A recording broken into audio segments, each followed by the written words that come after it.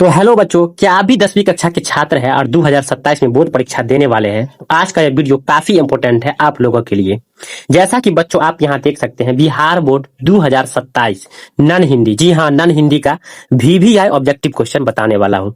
वैसे objective question जो कि आपके बोर्ड एग्जाम 2027 में 100% आएगा।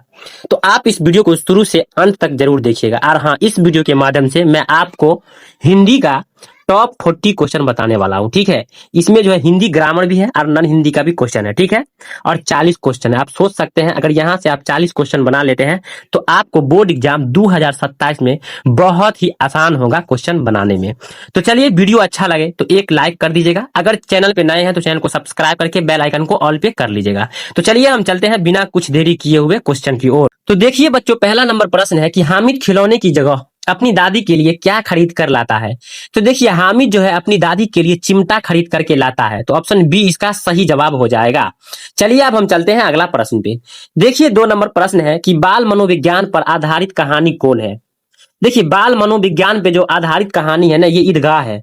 तो ऑप्शन सी इसका सही जवाब हो जाएगा। देखिए बाबू, 3 नंबर प्रश्न क्या है? तो 3 नंबर प्रश्न है कि हामिद की क्या उम्र है? देखिए, हामिद का जो उम्र था ना 4-5 साल था। यहाँ पे चौ हो जाएगा, ठीक है। अब चौ हो जाएगा 4, ठीक है ना, याद रखिएगा 4-5 साल, ठीक है, 4-5 साल। ठीक, अब 4-5 साल जो है ना ऑप्शन डी में है, ये टाइपिंग में गलती हो गया है, तो ऑप्शन डी इसका सही जवाब हो जाएगा। चलिए अब हम चलते हैं अगला प्रश्न पे। देखिए बाबू, 4 नंबर प्रश्न क्या है? तो 4 नंबर प्रश्न है कि बाल गोविंद भगत किसे साहब मानते थे? देखिए, बाल गोविंद भगत जो है ना साहब जो मानते थे, कबीर को मानते थे। तो ऑप्शन सी इसका सही जवाब हो जाएगा। देखिए 5 नंबर प्रश्न है कि लोही शब्द का क्या अर्थ है? देखिए, लोही शब्द का जो अर्थ होता है प्रातः काल की लालिमा होता है। तो ऑप्शन बी इसका सही जवाब हो जाएगा। चलिए देखिए बाबू, 6 नंबर प्रश्न क्या है? तो 6 नंबर प्रश्न है कि आदिवासी संस्कृति की विशिष्टता को उभारने वाला यात्रा वृत्तांत कौन शीर्षक पाठ है? तो ये जो है ना हुंडरू का जलप्रपात है। ऑप्शन सी इसका सही जवाब हो जाएगा। देखिए बाबू, 7 नंबर प्रश्न क्या है? तो 7 नंबर प्रश्न है कि हुंडरू के झरने की ऊंचाई कितनी है? देखिए, हुंडरू की झरने की ऊंचाई 243 फुट है, याद रखिएगा।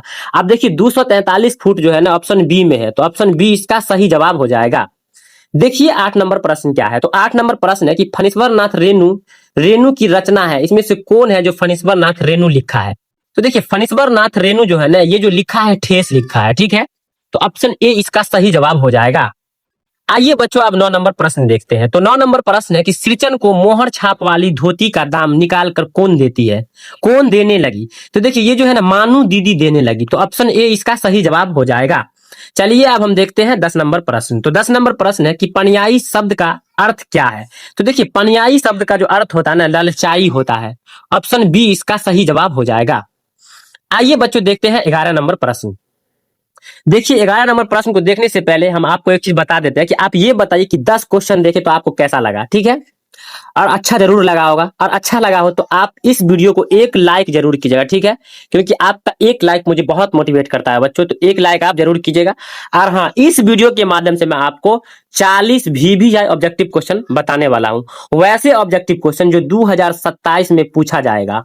तो आप इस वीडियो को शुरू से अंत तक देखिएगा और एक एक क्वेश्चन को समझने का प्रयास कीजिएगा, ठीक है।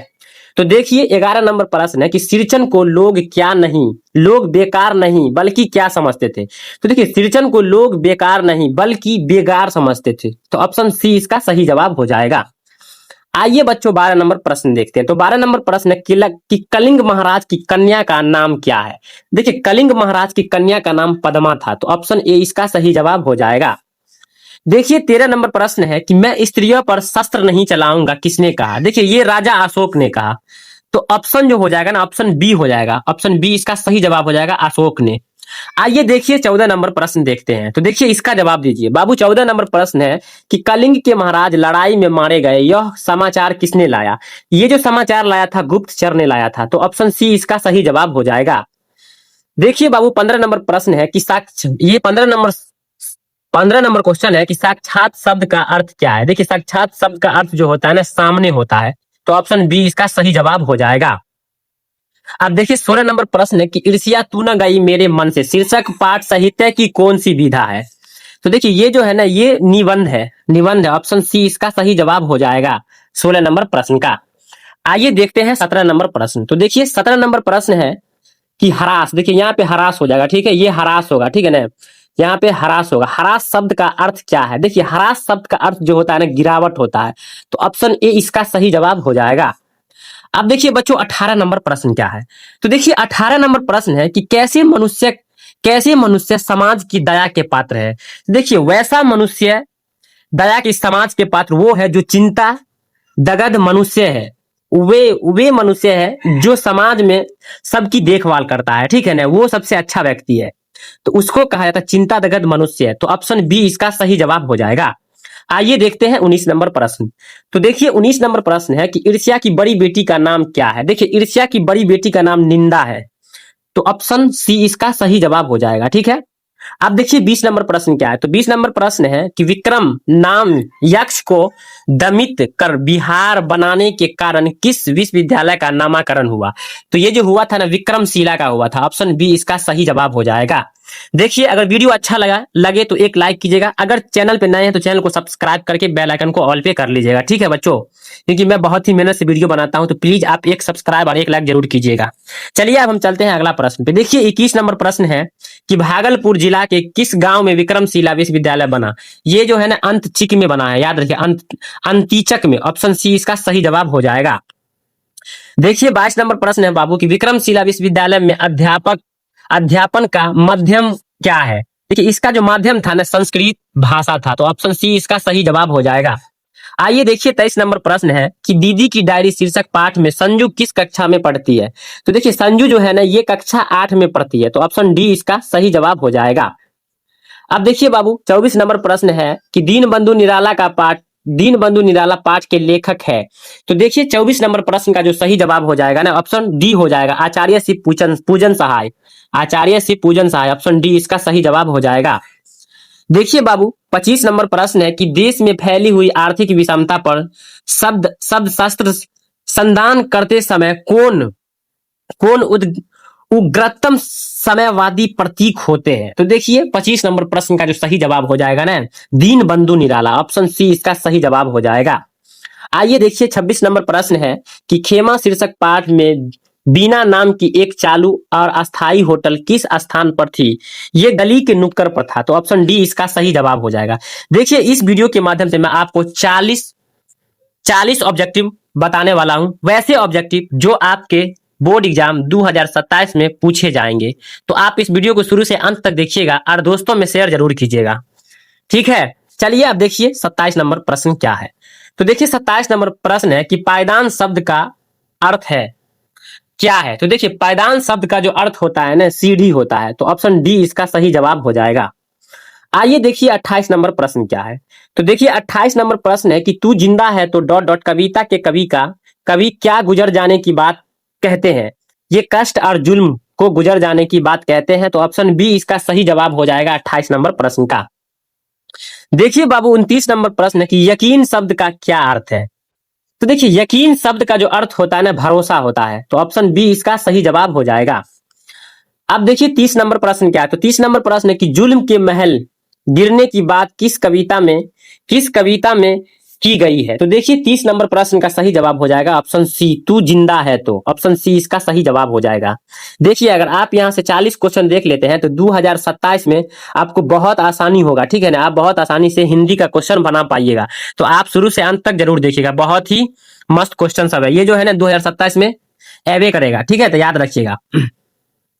देखिए 31 नंबर प्रश्न है कि तू जिंदा है तो डॉट डॉट शीर्षक कविता में कारवा को किसका इंतजार है? तो देखिए कारवा को जो है ना मंजिलों का इंतजार है। तो ऑप्शन सी इसका सही जवाब हो जाएगा 31 नंबर प्रश्न का। आइए देखिए 32 नंबर प्रश्न है कि क्रमवीर शीर्षक कविता में कौन परिश्रम करने में नहीं चुराता। तो देखिए इसका जो सही जवाब हो जाएगा ना, ऑप्शन डी होगा, कर्मवीर। ऑप्शन डी इसका सही जवाब हो जाएगा 32 नंबर प्रश्न का। देखिए 33 नंबर प्रश्न है कि ओट शब्द है। देखिए ओट शब्द कौन सा शब्द है? तत्सम है या देशज है या तद्भव है या विदेशज है? तो देखिए ये 33 नंबर प्रश्न का सही जवाब जो हो जाएगा ऑप्शन सी होगा, ये तत्सम शब्द है। ऑप्शन सी इसका सही जवाब हो जाएगा, ठीक है। तद्भव है, सॉरी तद्भव, याद रखिएगा, तद्भव शब्द है, ठीक। आइए देखिए 34 नंबर प्रश्न क्या है? तो 34 नंबर प्रश्न है कि बनावट के विचार से शब्द के कितने भेद है? तो देखिए बनावट के विचार से शब्द के 3 भेद होते हैं। तो ऑप्शन सी इसका सही जवाब हो जाएगा। आइए देखिए 35 नंबर प्रश्न है कि तुरंत शब्द क्या है। तुरंत शब्द क्या है, ये कौन सा शब्द है? तत्सम है, ठीक है, या तद्भव है। देखिए तद्भव है, या देशज है, या विदेशज है। तो देखिए 35 नंबर प्रश्न का सही जवाब जो हो जाएगा ऑप्शन बी होगा, ये तद्भव है, ठीक है, तद्भव, ऑप्शन बी इसका सही जवाब हो जाएगा। अब देखिए बाबू 36 नंबर प्रश्न है कि किसी भाषा के मूल शब्द को क्या कहते हैं। तो देखिए किसी भी भाषा के मूल शब्द को ना तत्सम शब्द कहते हैं, ठीक है, तत्सम शब्द, ऑप्शन ए इसका सही जवाब हो जाएगा। और तत्सम के बिगड़े रूप को तद्भव कहते हैं, याद रखिएगा, तद्भव कहते हैं, तत्सम के बिगड़े रूप को तद्भव कहते हैं, याद रखिएगा, ठीक है। आइए देखिए 37 नंबर प्रश्न है कि पुष्प क्या है। पुष्प कौन सा शब्द है, क्या शब्द है? देखिए पुष्प जो है ना ये तत्सम शब्द है, ऑप्शन बी इसका सही जवाब हो जाएगा 37 नंबर प्रश्न का। अब देखिए 38 नंबर प्रश्न है कि अतः, ये है अथा शब्द में उपसर्ग है। ये पूछ रहा है कि अथा शब्द में उपसर्ग है। उपसर्ग किसी भी शब्द के आगे जो आता है ना, आगे में जो शब्द होता है, जो जो वर्ण होता है ना, उसको उपसर्ग कहा जाता है, ठीक है। तो देखिए ये उपसर्ग पूछ रहा है, तो 38 नंबर प्रश्न का जो सही जवाब हो जाएगा ना option B, sorry option C हो जाएगा, ठीक है, ऑप्शन सी ओ हो जाएगा, ऑप्शन सी, ठीक है ना। तो ऑप्शन सी इसका सही जवाब हो जाएगा। देखिए 39 नंबर प्रश्न है कि विनय शब्द में क्या उपसर्ग है। तो उपसर्ग देखिए ये शब्द में उपसर्ग जो आ रहा है वी आ रहा है, ठीक है, तो वी इसका सही जवाब जो हो जाएगा ऑप्शन बी हो जाएगा। उपसर्ग पूछ रहा है, ठीक, तो ऑप्शन बी हो जाएगा। अगर प्रत्यय पूछता है तो लास्ट वाला बता दे, ठीक है। देखिए प्रत्यय भी आइए गया, देखिए प्रत्यय आ गया। यहाँ पे है कि भिक्षुक शब्द में प्रत्यय क्या है। तो देखिए 40 नंबर प्रश्न का जो सही जवाब हो जाएगा ऑप्शन ए हो जाएगा, उक, ऑप्शन ए इसका सही जवाब हो जाएगा। तो देखिए हम लोगों ने 40 क्वेश्चन को कवर किया है, ठीक है, जो कि आपके बोर्ड एग्जाम 2027 में आएंगे, ठीक है। तो आपको वहां बनाने में बहुत आसानी होगा अगर आप इस वीडियो को शुरू से अंत तक देखे होंगे तो। चलिए थैंक यू वीडियो देखने के लिए पूरा, मिलते हैं अगले वीडियो में।